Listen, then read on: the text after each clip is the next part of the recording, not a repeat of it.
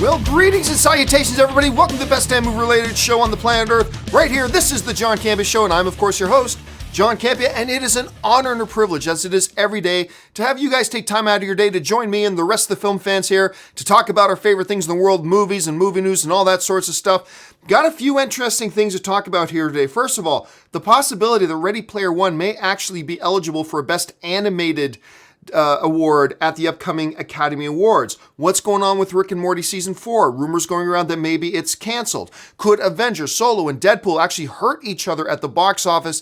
That in the movie news feed. But before we get to any of that, let's go right off the top with this. Some of you guys will remember that, I believe it was last week, it started going around, there's this report that like 3 weeks before Avengers Infinity War was set to debut, there was going to be a fan screening in London in the UK.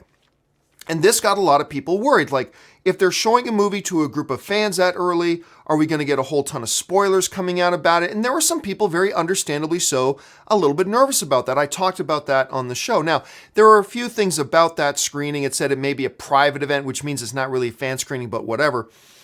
But we seem to now know what that is all about, as the Russo brothers, the directors of Avengers Infinity War, put out this open letter to the fans, and I'm going to read it at length here because it's worth noting. Here's what the Russo brothers put out. They wrote this: "We're about to embark on the Avengers Infinity War press tour. We will be visiting fans all over the world, screening only a limited amount of selected footage from the film in order to avoid spoiling the story for future viewers.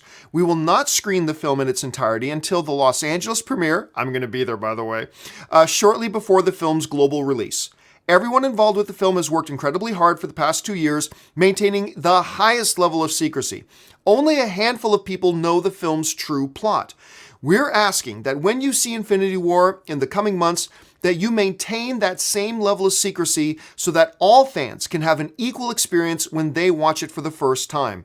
Don't spoil it for others, the same way you wouldn't want it spoiled for you. Good luck and happy viewing. The Russo brothers. Hashtag Thanos demands your silence." So, this sheds some light on a couple of things. Thing number one is that we have these fan screenings that we're hearing about. They're only going to be selected pieces of footage. They're not going to be showing people the entire film.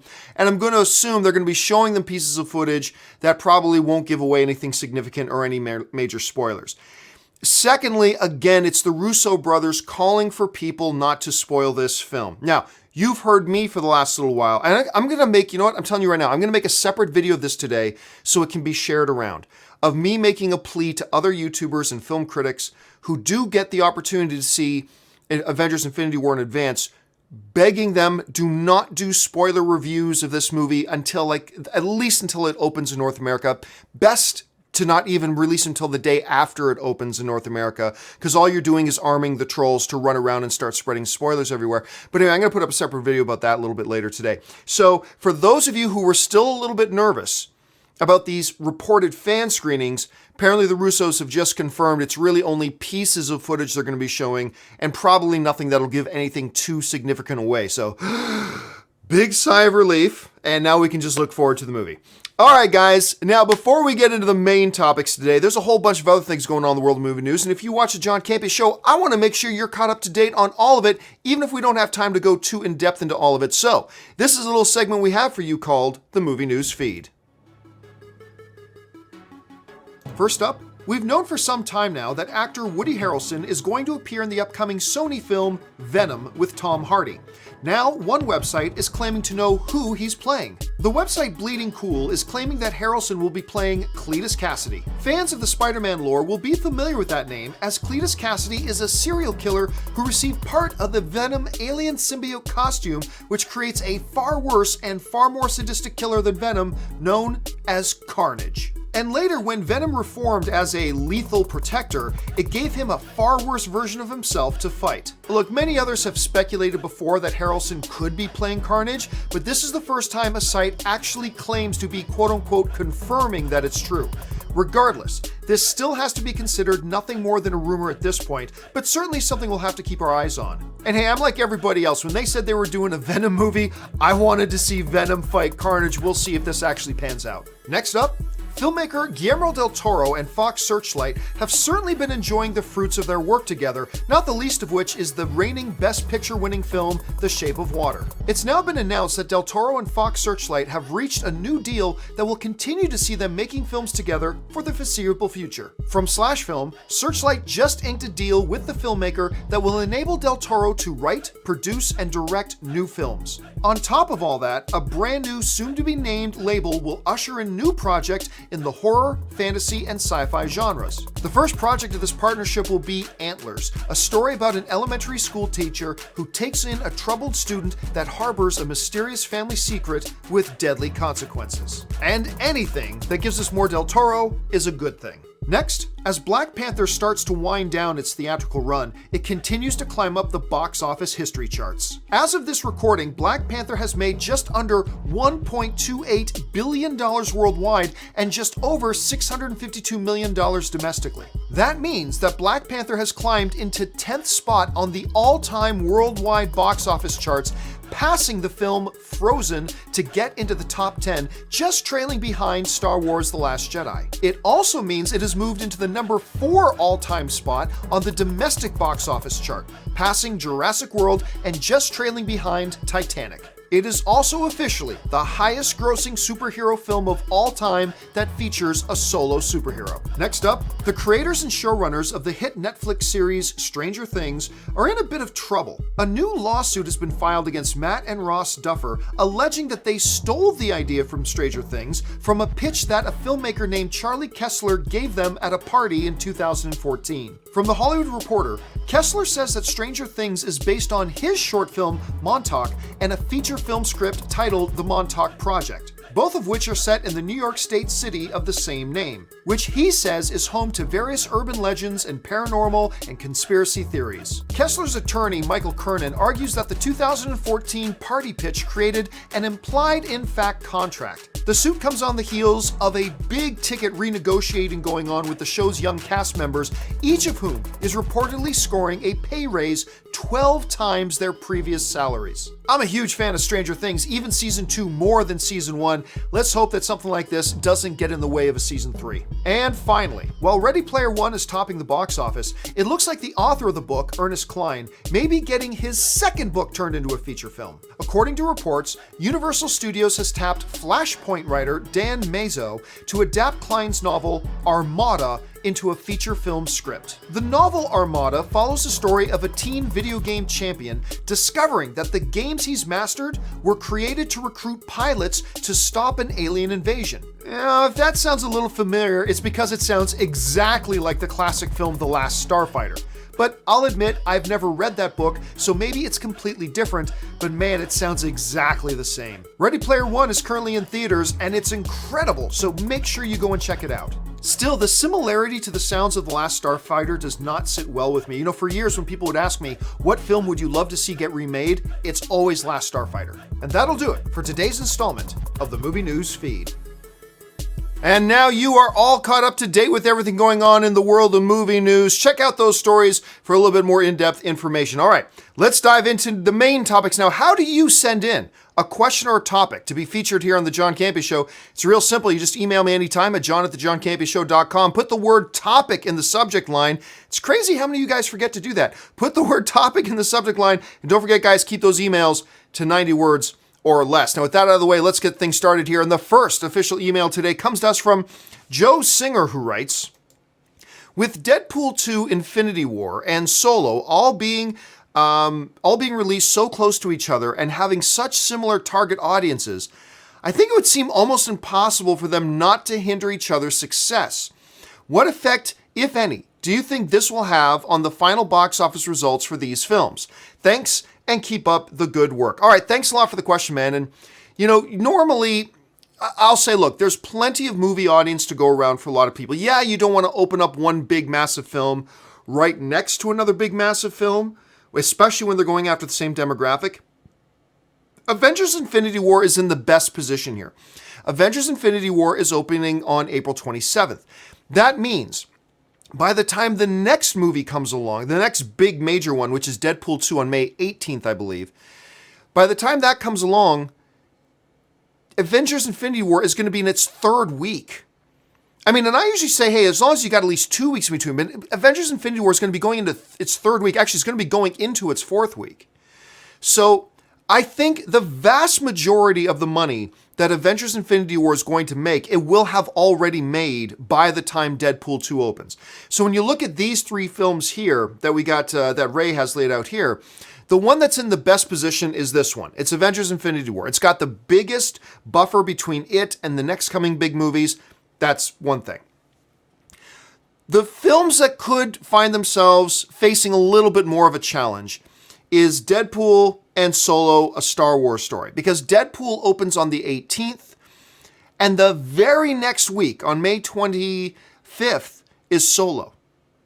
And recent reports have just come out that Solo's currently tracking for 150 million opening weekend. I still have a hard time believing that number. I still feel like that number's high, but whatever. For now, that's what the reports are saying.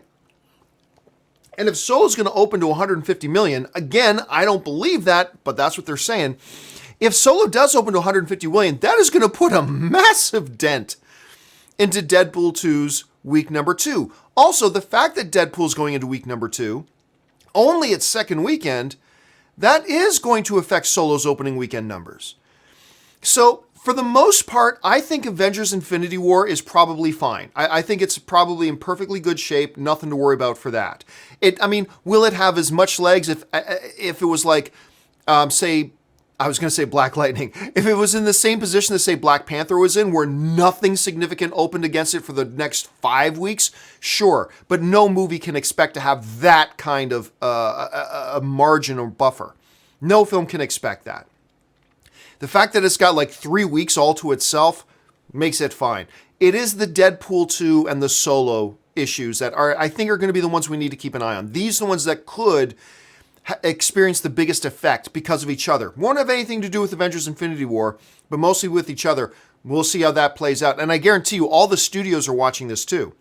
Because look, if Deadpool 2 can come out and if Solo can both come out and they both do huge business and they're both great and they both thrive, then you're going to see more and more studios go, oh, we can open a movie on week 2 of that movie if you want. If they really hurt each other, then you're going to see a lot more studios take a step back from doing things like that. Let's just wait and see how that all turns out. All right, let's move on to item number 2. And item number 2 comes to us from Patreon supporter Isaac Beebe, who writes, Hey, John, have you heard the rumors / reports going around lately that the 4th season of Rick and Morty has been canceled? I absolutely love the show and think that it is one of the best. Not just animated shows, but one of the best shows, period, in years. What are your thoughts? Well, I got in trouble when I put this out on my social media maybe a few months ago. I finally sat down to watch Rick and Morty. Meh. I honestly didn't think it was that good. And maybe it was all the hype. Everybody's talking about how great Rick and Morty is, how great. Everybody loves it. Everybody loves Rick and Morty. And I sat down and watched it, and I'm like, this isn't that funny. And I had one of my friends say to me, oh, maybe you just don't get it. I'm like, I hate it when people say, you just don't get it. No, I get it. It's totally my style of humor. I just didn't find it all that funny. But that's just me. I acknowledge that everybody else loves it. That's great. However, because so many people love it, I want to see it get a season 4 because it brings so many people joy. But where the hell is it? You see, Rick and Morty season 3 got renewed just 2 or 3 episodes into season 2. Like they got 2 or 3 episodes into season 2, boom, they announced that it was renewed for season 3. Rick and Morty has not had a new episode since October of 2017 and still no word about a season 4. Now, this has got some rumors going around about people thinking maybe it's got canceled. However, the show creator, Harmon, he got online and said, no, it's not canceled. We're just facing delays due to contract negotiations. This is what he had to say. The reason we're not working on Rick and Morty right now ain't because I figured out that I don't need to impress you. It's because of a little something called contract negotiations, and it's gotten complicated this time around. Rick and Morty Season 4 isn't canceled, but the ongoing negotiations with Turner Broadcasting System suggests a season renewal isn't yet imminent. Rick and Morty was renewed for its 3rd season just a few episodes into Season 2. The same is not the case for Season 4. Rick and Morty hasn't had a new episode since October of 2017, and there still hasn't been a peep about the show's future. The only update came from Dan Harmon last week when Rick and Morty co-creator revealed on Twitter that Season 4 hasn't been ordered, by a network. So look, Rick and Morty clearly has a big fan base. There are people like you, Isaac, and many others who love this show. That means there's money to be made. And if there's money to be made, the power players involved, Harmon, the showrunners, the networks, all that kind of stuff, they're all fighting right now over how much of the pie they each get. That's what this is all about right now. There's a big pie, a big, delicious money pie out there. It's just that you've got the show creators, the network, all that kind of stuff. They're all fighting right now over how much of the pie do each of them get. And until that gets resolved, nothing's going to happen. However, the fact that there's such a big, juicy, delicious money pie out there tells me that if you're a fan of Rick and Morty, probably nothing to worry about. I mean, all you have to worry about is that you might have to wait, but probably nothing to worry about it getting canceled per se. There's just too much money on the table. I just don't see that happening. All right, let's move on to the final emailed in topic today. And the final emailed in topic today comes to us from Ahmad, who writes, "Hi, John. Greetings from Dubai." Well, hello, Ahmad. Thank you for sending that in. I read some reports claiming that Ready Player One can get nominated for a Best Animated Picture Oscar next year. Is that possible? What are your thoughts about that? So, yeah, a few days ago, some speculation pieces started making the rounds, but they're more legit than you think. These speculation pieces were basing on the notion that Ready Player One, theoretically, could qualify for the Best Animated Feature Oscar at the Academy Awards. Now, some of you might be saying, how is that possible? Like, there's a bunch of it that's like, just look at this poster. That's live action, dude. There's a lot of live action in this. I never knew this before, but the requirements, there's a lot of details, but the basic gist is this. For your film to qualify for Best Animated Feature, the film has to have 75% of the film needs to be animated, whether it's stop motion, whether it's CGI, whether it's traditional hand-drawn, whatever, any type of animation. 75% of the film needs to be animated. So the question becomes, does 75% of what we see in Ready Player One, is 75% of it animated? Now, here's where the other question where this question really gets interesting. What about Jungle Book that we just had, the Jon Favreau film? I mean, yes, Mowgli was in a bunch of the scenes, but even the scenes that the live-action Mowgli was in, you can argue more than 75% of the screen was animated. So yes, you had a scene where there was a live-action figure, but still more than 75% of that frame was animated. Theoretically, could Jon Favreau's The Jungle Book, could that have been nominated for Best Animated Feature? Now, here's where it gets really interesting. And this will just go to show how kind of complex this issue is. I wrote to a friend of mine last night who is a voting member of the Academy. And I posed this question to them. Like, first of all, what are the basic rules, the 75% rule, blah, blah, blah. But does that count? Does that mean that any moment that a live action person is on screen does not count as animated? Or if you have a live action person on screen, but the rest of the scene is all animated, does that count towards blah, blah, blah? And this friend of mine who's been like an Academy member for like 8 years, they're like, you know what? I have never been faced with that question. Now, it's important to point out that like, the studio has to submit their film for certain qualifications for certain awards at the Oscars. So Disney did not submit Jungle Book for Best Animated Feature. So nobody at the Academy or at the Oscars had to worry about that issue or had to deal with that issue or had to really dive deep into the bylaws and figure out what qualifies and what doesn't. So this is a strange situation. What happens if Warner Brothers decides we want to submit Ready Player One for Best Animated Feature? Well, then all the Academy Award voters got to go, well, damn, now we got to do our homework. Now we got to dig into the rule books and figure out, does it qualify? It's going to be interesting to see because remember, this is all theoretical right now. But if Warner Brothers decided they wanted to submit for Best Animated Feature, I think that could and it gets approved. Look, movies make money off of Oscar buzz. You're going to see more of these movies start submitting themselves. Like what else? Like, is Avengers Infinity War 75% animated?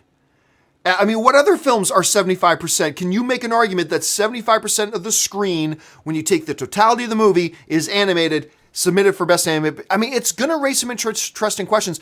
And I wouldn't doubt it if the Academy decides to rewrite their rules on this, but we're just going to have to wait and see. To me, it's a fascinating issue. And I, like, when it comes to, legalities and technicalities and how those get interpreted, with my law background, I get completely into that kind of stuff. So I'm going to be really interested to see how they work all of this out. Okay, with all that out of the way, we're going to go over to your live questions here in just a second. However, you guys know that one of the new sponsors of the John Campea Show is the terrific app, the Stardust app. Now, you guys know I've turned down several sponsorships because either it's a product I don't use or I don't think it would be useful to my audience. The Stardust app is a really great little app. It's this really simple app too. You download the app and it lets you record 3 to 30 second reactions and reviews to things so you can share it with everybody else. Now, here's the really cool part for the John Campea Show. If you've watched the John Campea Show, what you can do is you can use the app to record your recommendation of a film or a reaction, hit the next button, tag me at John Campea on the screen, and then that way you can make recommendations to the rest of the John Campea Show viewers as to things they should watch and things I should watch, and maybe you'll see your reaction pop up on the John Campea Show. So this is a little segment we've got called What We're Watching, where you guys make recommendations for the stuff we should be checking out. Check this out. Suicide Squad, Hell to Pay. First off, let me say it was way better than the live action movie, and even was more grounded than the live action movie. This shouldn't be anything new to anybody who's seen DC animated movies. They were usually on top of their game. This movie actually ties into Flashpoint and the other Suicide Squad movies, so you want to check those out too. But I give it 5 out of 5, man. Yeah, 5 crowns. Ever since they announced Suicide Squad Hell to Pay was coming out in animated form, it's going to be rated R, it's going to be gritty, we've heard these sorts of promises before from certain animated films, and quite often it doesn't deliver. But I'm hearing from a lot of people that this one actually does. And you're not the first person to tell me that I should really check it out. And you're also not the first person to tell me that this incarnation of Suicide Squad is better than the live action version. And like you're saying, a little more grounded, a little more gritty. I've watched the previews, like more of the previews and some of the behind the scenes clips of how they were putting this film together. You got Christian Slater, you got Vanessa Williams. It's an impressive voice cast, and this is one I've put on my list. I'm going to watch this one in the next week or two. So I actually really enjoyed this movie. The acting was really good, especially from Bryan Cranston. I felt like his character had the most development and change throughout the movie, and I really enjoyed seeing him on camera and the bickering between him and Lawrence Fishburne. And Steve Carell is pretty one note, but the movie, it has its slow parts. It really does, but I was so invested in the characters, and I found the dialogue to be really intriguing that it didn't bother me. I really liked it. It was just a sucker punch to the face of emotion, and I really liked it. I recommend it. When you hear that a movie is going to star Steve Carell, Bryan Cranston, and Lawrence Fishburne about a group of old military buddies and one of their sons died, and they go on this road trip together to bury one of the guys' son, you're thinking, okay, Oscar-nominated film. And, well, I didn't personally find this film to live up to its potential, and it doesn't, because the potential of this movie was completely off any charts of measurement that you can possibly apply to it. It's still really good. And to see these three guys, these three titans of acting, doing these scenes together, and some of them are really powerful and really moving. Again, the movie didn't quite live up to its potential, but it's a really nice watch for me. I enjoyed watching and seeing these guys together. Don't know if we're ever going to see that happen again. I did not want to stop watching this show. It is so good. Neil Patrick Harris steals the show as Count Olaf. It's just so much fun to see him portray all these different versions of Count Olaf. The other actors and actresses are very well cast and bring off their characters very well. I really wanted to binge watch this entire show. I'm looking forward to watching season 2, and this is definitely better than the movie because it stays truer to the books. I think it might be safe to say that more than any other show on network television or on Netflix or on Hulu or any of the other streaming services, probably the one show I get most people, especially in the last couple of months, telling me that I really need to start binging and watching is this series of unfortunate events. And apparently everybody says Neil Patrick Harris is fantastic in it. Everybody insists that it's much better than that movie version that was out a while ago with Jim Carrey. And so I've just heard it from enough of you guys. So I've got it on my list. I don't know when I'm going to get around to it, but I will check it out. But for those of you who haven't even heard of this thing, people who watch it seem to love it. So you might want to check it out too. Patch Adams is fantastic. There is the scene with the kids. Oh my gosh, that's the funniest movie And I wish Robin Williams was still around, still making movies, because this movie will make you cry. You know, it's funny, when you think about Patch Adams, it is certainly not the best Robin Williams movie that he's ever done or that he's ever appeared in. Certainly. However, you can make an argument that Patch Adams is the movie that kind of embodies who Robin Williams was in film and what he was able to do in film. This was a movie that really highlights the type of magic Robin Williams could give. Again, not his best movie by any stretch of the imagination. But when you think about all the things that Robin Williams was able to do on screen, when you think about the ways that Robin Williams as an actor, as a performer, was able to make us feel as an audience, I don't know if there's a better example of that than Patch Adams, even though, again, it's not his best movies. But on that basis alone, it's a movie that I'll always treasure. So I just finished watching the Scooby Natural episode, and my God, what a epic crossover. I love this thing. I can't wait to see what they do, hopefully in the future, whether they do a musical, which they kind of did with that 200th episode, but this is up there with Changing Channel from season 5, if everyone knows what I'm talking about. I love that episode, and this is definitely up there, so I really hope that they do more stuff like this. Dude, you guys know I have been waiting all year for this Scooby Natural episode. Now, Supernatural's been one of my favorite shows like for the past 10 years. I absolutely love this show, and I've been counting down the days till Scooby Natural will come. And I didn't watch it live when it broadcast. I didn't watch it till the next day, so I'm reading on Twitter all these people saying they absolutely loved it. I'm thinking, oh my God, I'm getting too hyped up for this. It's not going to live up to the hype.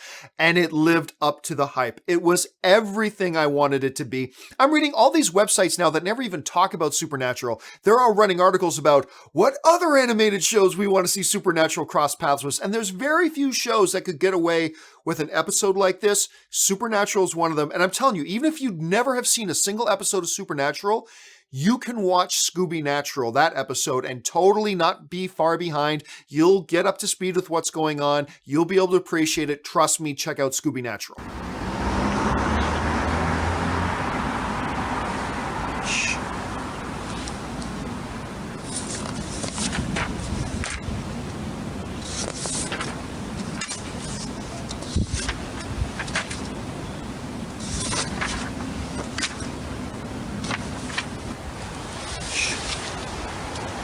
Very creative, by the way, and yet another person telling me how great A Quiet Place is.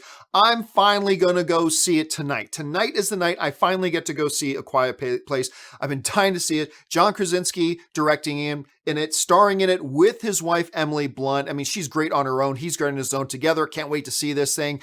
But again, finally for myself, the hype is going to end. I'm going to get to do my review of it probably tomorrow. So yes, A Quiet Place. And again, probably one of the more creative ones I've ever had somebody send in.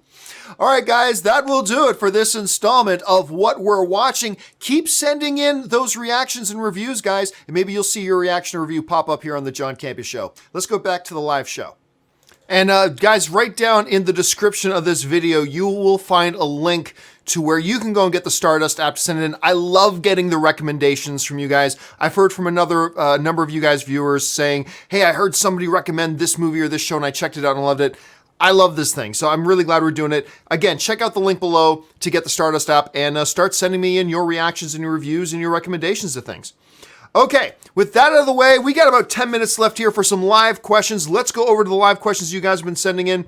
And we'll start off with Mason Barr, who writes, did you hear about a Scooby Natural spin-off series? Yeah, that first report came out on April 1st. So yeah, it's not real. Murray for us writes, what if John Boyega is young Nick Fury or Miles Morales? I can't see them doing like more prequel stuff. So too young to play Nick Fury, too old to play Miles Morales. Lots of other characters that he can play. So I wouldn't be limited to that. Look, it's not impossible. I just highly doubt it's either of those. Mason Barr writes, if that is true about Woody Harrelson, and I just don't know how I feel about that, Jim Carrey will always be my Carnage at heart. Well, I mean, it's always dangerous though, Mason. Like as a film fan, it's always dangerous to think only one person can play this role. And it's dangerous to get that locked into your head. I mean, it's cool to think about it. I mean, we all do that, but you got to be able to take a step back and go, okay, this could be even better. This might be much better. So look, if it is true, I'm excited because Woody Harrelson's a great actor, but look, let's face it. whether Woody Harrelson's playing Cletus or whether Jim Carrey was, when it comes to Carnage, it's not going to be either of them. It's going to be the CGI artists. So it's going to be the same Carnage, like actual red skin Carnage, regardless of what actor's playing them, because at that point he's going to be CGI. You can't do Carnage not CGI. So I really wouldn't worry about it too much. Let's see, next one. Murray for Us writes, I'm glad that Supernatural got renewed for another season. Supernatural just got renewed for its 14th season. It's already the record holder for the longest running CW show, and it just keeps stretching that record out. Love that show. How long do you think the series will last in the end? Never? Honestly, I don't know. I mean, when you understand the premise of the show, it never needs to end. As long as the audience is there, you keep doing it. And I mean, from everything I understand, the two lead guys love doing the show. They're best friends. Like off camera, they're best friends. They've grown up together. They love these characters. They love doing this show. I mean, as long as, look, it's going to keep going as long as people watch it. The ratings for it have stayed strong by CW standards. So, I mean, it could be going for like 16, 17 seasons. I mean, we'll just have to wait and find out. All right. Luke1234 writes, would you rather be an apprentice at every force ability, light, dark, legends, and canon, or master all 7 fighting forms with a lightsaber? Oh, I'll say force powers. There's more you can do. But let me think about that. For now, I'll say force powers. That's a stumper of a question. For now, I'll say I'd take the force powers over the lightsaber skills. But if you ask me tomorrow, I might go lightsaber skills. What do you guys think? Which would you take? An elementary ability in all the force powers, not master ability, but elementary ability in all the force powers, or like master of the lightsaber fighting techniques? So let me know what you guys would take. Afka 2010 writes, Queen kind of lost America after 1980 chart-wise. Brian May, guitarist, is desperate to win their position back. Can a successful biopic do that? I mean, look, when this Bohemian Rhapsody movie comes out that was being directed by Bryan Singer, very famously not being directed by Bryan Singer anymore, it could create a Queen resurgence, but it really all depends on the movie. If the movie's good, it could create a little bit of a Queen renaissance in America. If it's mediocre or not so good, probably not. Again, it all comes down to the quality of the film. But I will say this, if the quality's high and people enjoy the film, yes, it will create, at least momentarily, a Queen-assance, if you will. And yeah, it could happen. But again, it all depends on the quality of the film. Matthew Carrera writes, man, oh man, John, I hope Ready Player One is one of those that has legs. One of the first movies in a while that got me to pick up the book. I mean, me too, man. I unfortunately, I don't see it happening. Not with Blockers and The Quiet Place opening up, and then you get some more films. I was so disappointed. I mean, granted, it opened at #1 at the box office. That's great.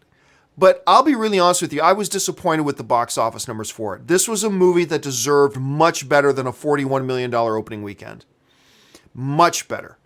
This is a movie that needs to clear like 400 million just to break even worldwide, and I don't know that it will. Fingers crossed. I just don't know with what's going on right now in the context and the lay of the land. I don't know if it's going to have those kinds of legs, but whatever. I mean, all I know is that I love the movie, and I think the movie's terrific. And obviously, you think the movie's terrific. And if you haven't seen it, go check out Ready Player One. It's so much fun. Let's see. Next one comes to us from Matthew Carrera writes, also, have you seen Ash versus the Evil Dead? It's awesome. I've only seen a couple. I remember it was funny because at a previous place that I was working, we had the cast, including the man himself, for Ash of the Evil Dead come into studio. And I just felt bad because I'd never seen an episode. So I didn't even go into the studio when they were there because I didn't want to have to lie to any of them saying, oh man, love your show. Because I don't like to lie about that kind of stuff. So I've seen bits of episodes, but I've never sat down to really watch the thing. So I'm not saying it's not great. I'm just saying I haven't seen enough of it to really know. But a number of people have told me to watch Ash vs. the Evil Dead. Maybe you can jump on the Stardust app and make a recommendation video.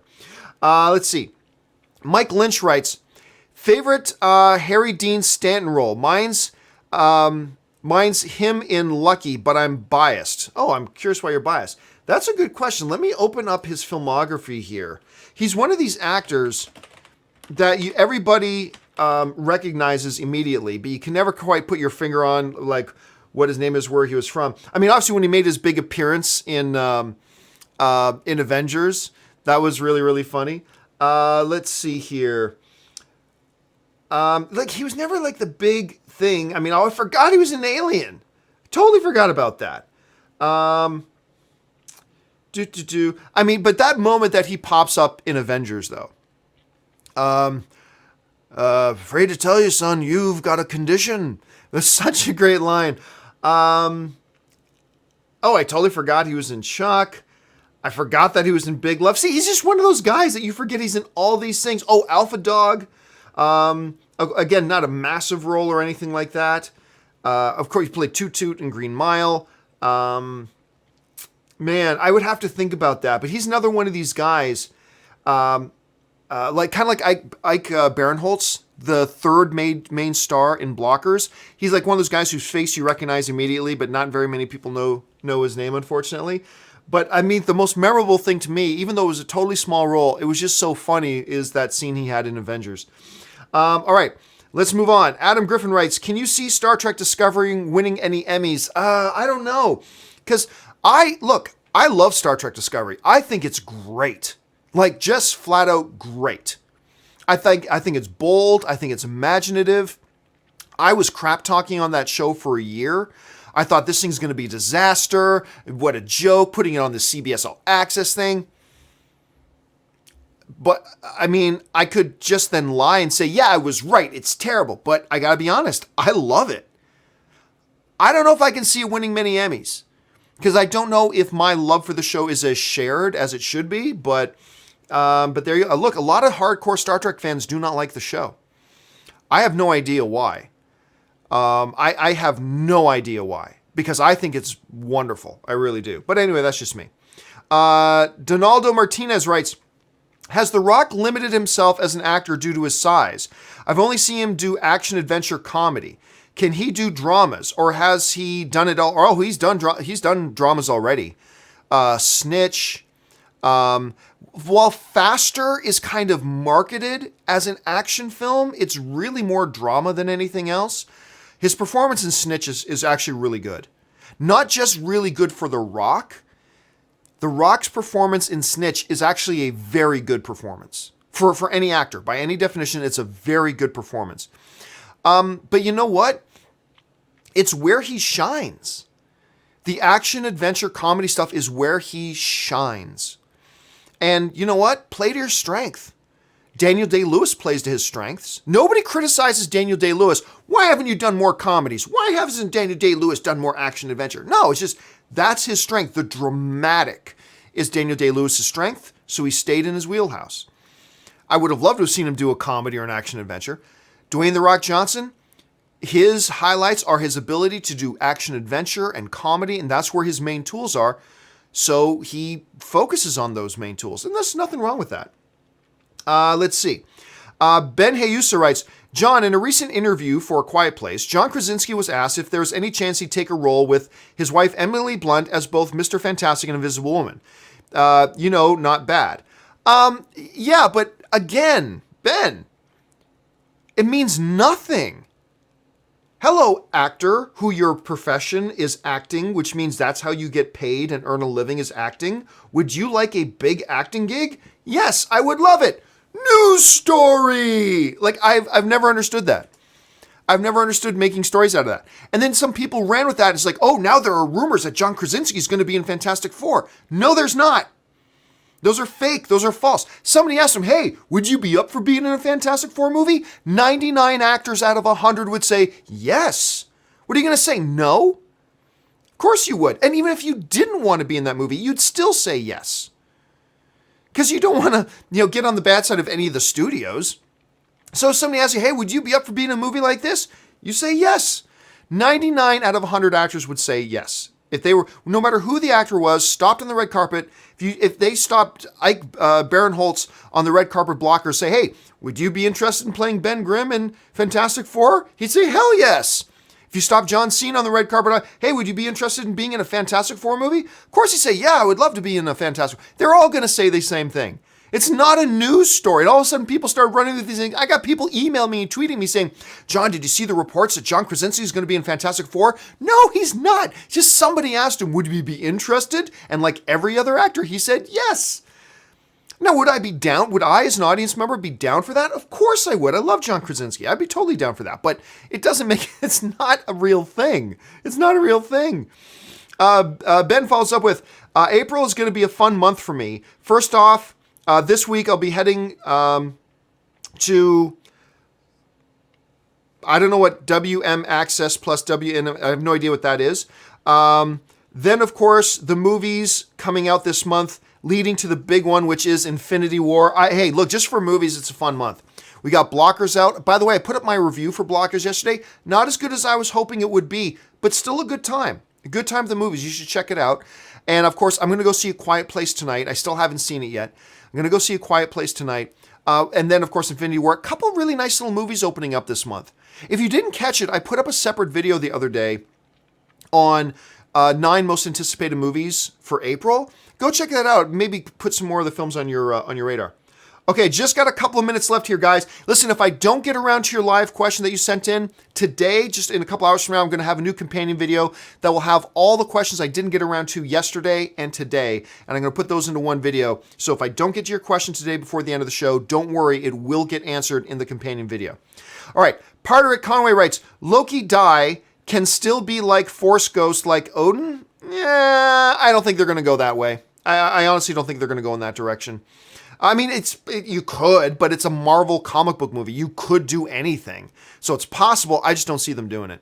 Ben Hayusa writes, by the way, my profile pic, me and John Bernthal.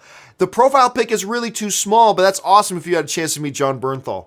You know, I don't think I've ever had a chance to meet John Bernthal. I'd have to think about that, but I don't think I ever have. So that's pretty cool. Chris Miner writes, best Michael Scott girlfriend, call me crazy, Jan. Jan was definitely the most entertaining. Michael Scott is Steve Carell's character on The Office. That's the most entertaining one. Now, the girl he ended up with, who was in The Wire, why am I forgetting her name? The actress's name. I love this actress. She was in The Wire. Anyway, the girl he ends up with is the right girl for him. But Jan was the most entertaining. And a lot of people's, you could make an argument that the greatest episode of The Office ever was the dinner party episode at Jan's house. Jan was definitely the most entertaining of all of them. All right, I'm just going to do these next two and then we're going to call it a day, guys. The number Thor writes, do you think if Venom is a success, Sony will do a villain team-up movie? Because we know from Suicide Squad that they can work. So, will Venom kickstart Sinister Six if successful? Well, remember, Venom's not going to be a villain in this movie. You're really getting into the more, the lethal protector kind of Venom that has been dominant in the comic books for the last while. He's not going to be the villain. He's going to be a guy, not necessarily a hero per se, but he's not going to be the straight up villain. Actually, he's not going to be anywhere near the villain of the film per se. So I really don't know. I think Sony learned their lesson from the Sinister Six stuff that they tried before, and I think they learned their lesson. So no, I don't think they'll do that. You'll definitely see them do another Venom movie, and you'll definitely see them get more bold with trying these new characters in these new movies. But like a villain team-up movie, the thing is he's not going to be the villain in the movie anyway. So I don't see that being the case. And number Thor follows up by writing, also, what are your thoughts on the show NCIS, and do you enjoy the show? I'm watching NCIS New Orleans at the moment. I recommend it. It's awesome. Add it to your must-watch list, please. I've never watched any NCIS. I've never seen a single episode of any of the incarnations of NCIS, which is weird because I actually liked CSI. The original CSI, I actually liked CSI, but I never watched any of the spin-offs. I never watched CSI Miami or CSI Detroit or CSI, The Basement or CSI Second Door Down the Left. I've never watched any of the other CSI shows. I never watched any of the NCIS. I've never watched any, what's that LL Cool J show? where it's like not Jag. I've never seen any of Jag or anything like that. So I've never watched them. But I mean, they've been on forever. So that means they've got an audience. And if the audience keeps watching them, there's got to be something to them. But I've never honestly watched any of those shows myself personally, which is weird because the mother of all those shows, CSI, was a show that I liked. So you would think that I would watch these other ones, but I just haven't. All right, guys, that will do it for me for today for this installment of the John Campea Show. Thank you so much for being here. Listen, don't forget, guys, if you'd like these programs and you like these shows that I do, go on over to www.patreon.com/John Campea. Get all the information about what it means to be a Patreon supporter of mine, how being a Patreon supporter keeps this show on the air, and also what benefits there are to being a Patreon supporter, and maybe you'll become a Patreon supporter too. Guys, make sure you're following me on Twitter, simply @John Campea, and make sure you go down, guys, grab that link to the Stardust app, and maybe you will see your recommendation, review, and reaction on the John Campea Show. All right, guys, that will do it for me for today. Thanks so much for joining me. My name is John Campea, and until my next video, bye-bye.